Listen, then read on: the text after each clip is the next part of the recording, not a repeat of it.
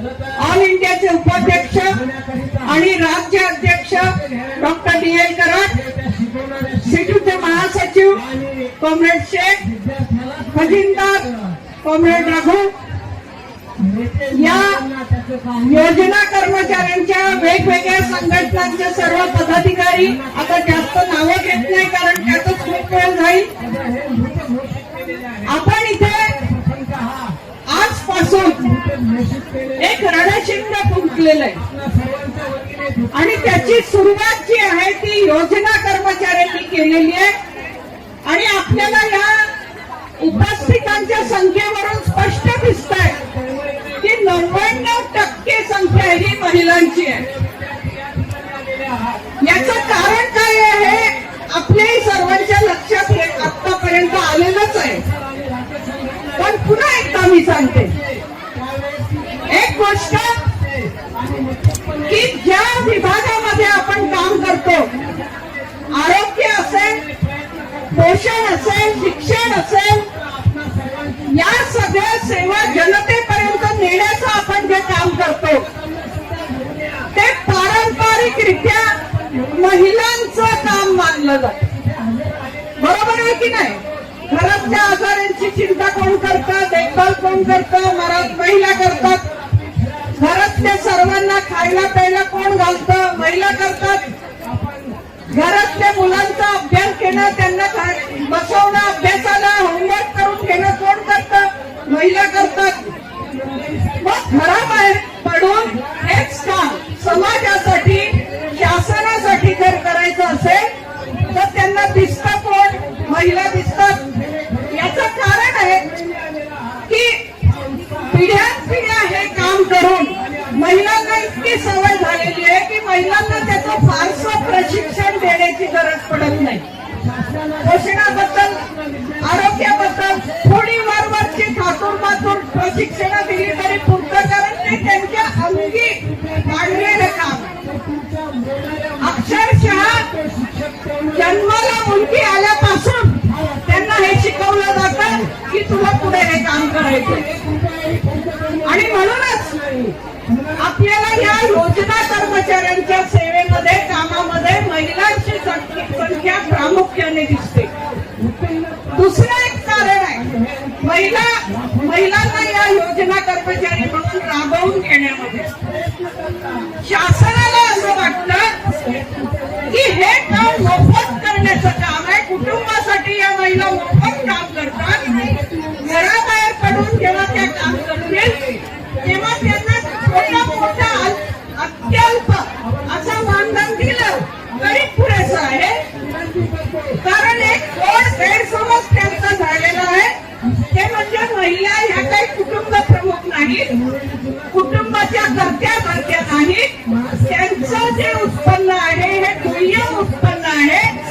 पुरुषांनी पीठ कमवायचं आणि बाईने मीठ कमवायचं अशी एक पारंपरिक म्हण ही या समाजामध्ये रूढ आहे.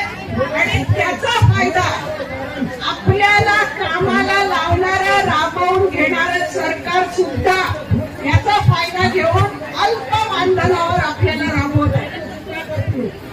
भगिनींनो, म्हणूनच आपण योजना कर्मचाऱ्यांचं एकत्रितपणे आज इथे आंदोलन ठेवलेलं आहे. अंगणवाडीच्या बाबतीत मी सांगते, आपण 14 तारखेला अंगणवाडीचं आंदोलन 1 जूनला होणार याची नोटीस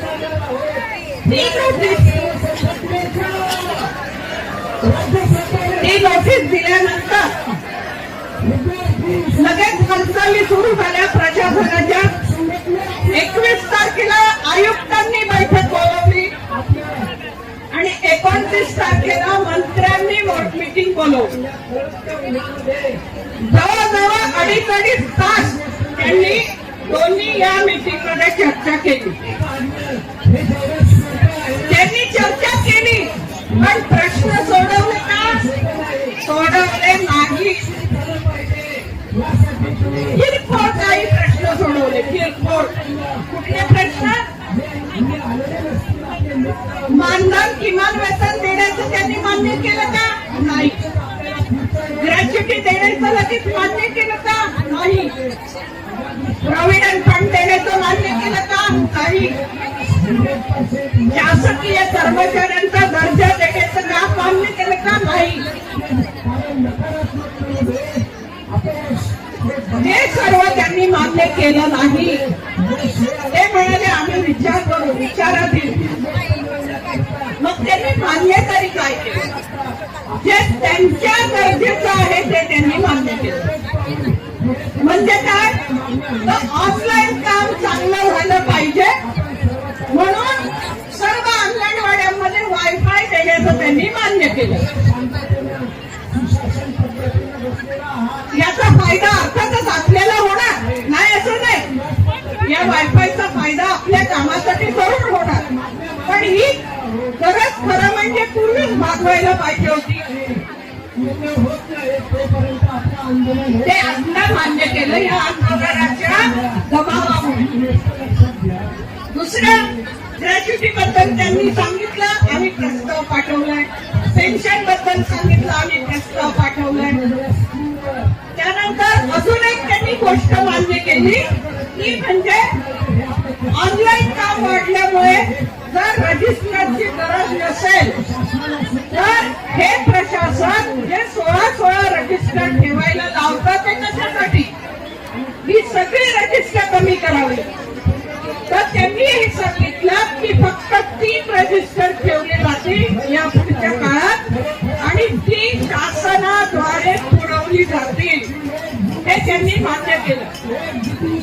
दुसरं त्यांनी मान्य केलं की ज्या मदतनीसांची सेविका म्हणून पदोन्नती झालेली आहे त्यांचं निवृत्तीचं वय हे नजर चुकीने 60 करण्यात आलेलं होतं, ते परत 65 करण्याचं त्यांनी मान्य केलं. परंतु 30 एप्रिलला ज्यांना रिटायर ऑलरेडी केलेलं आहे त्यांची मात्र परत त्या पदावर नेमणूक होणार नाही हे त्यांनी सांगितलंय.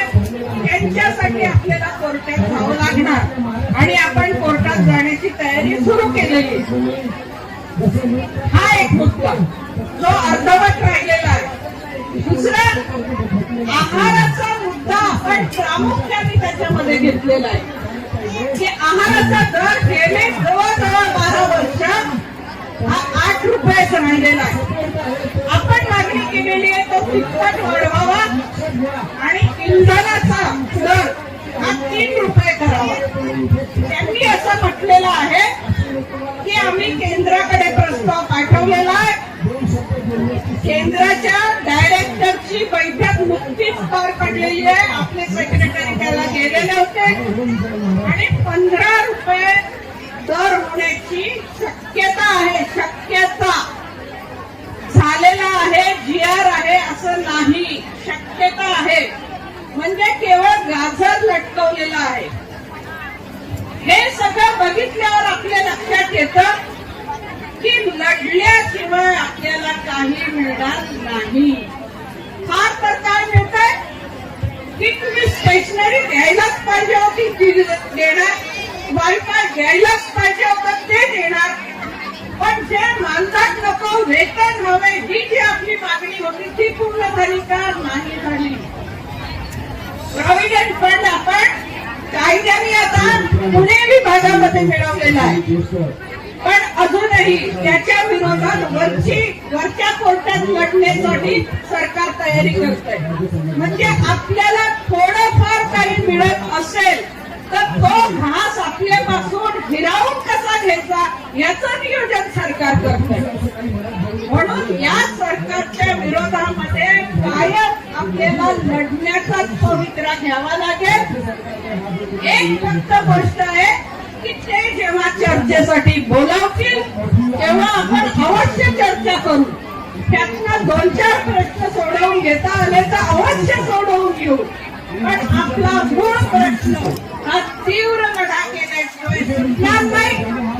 तो मूळ प्रश्न सुटण्याच्या मार्गावर आपण ग्रॅच्युटी आणि प्रॉव्हिडंट फंड ही कायदेशीर लढाई जिंकल्यामुळे 2 पावलं पुढे गेलेलो आहोत. आता अजून करता एक जोरदार टोला त्यांना हंडा तर सरकारी कर्मचाऱ्यांचा दर्जापासून कोणी थांबवू शकत नाही. आणि अंगणवाडी ही पायोनियर आहे. अंगणवाडीचं जे होईल ते उद्या आशांचं आणि शालेय पोषण कर्मचाऱ्यांचं अवश्य होणार. कारण हे समान काम आहे, एक समान आरोग्य, शिक्षण, पोषण याच्या सेवा जनतेपर्यंत पोहोचवणं. त्यामुळे अंगणवाडीला जो फायदा होईल कायदेशीरदृष्ट्या तो येत्या काळामध्ये आशांना आणि शालेय पोषण आहार कर्मचाऱ्यांना लागू करण्यासाठीचा लढा आपला बुलंद झाला पाहिजे. आणि योजना कर्मचाऱ्यांची एकजूट त्यासाठी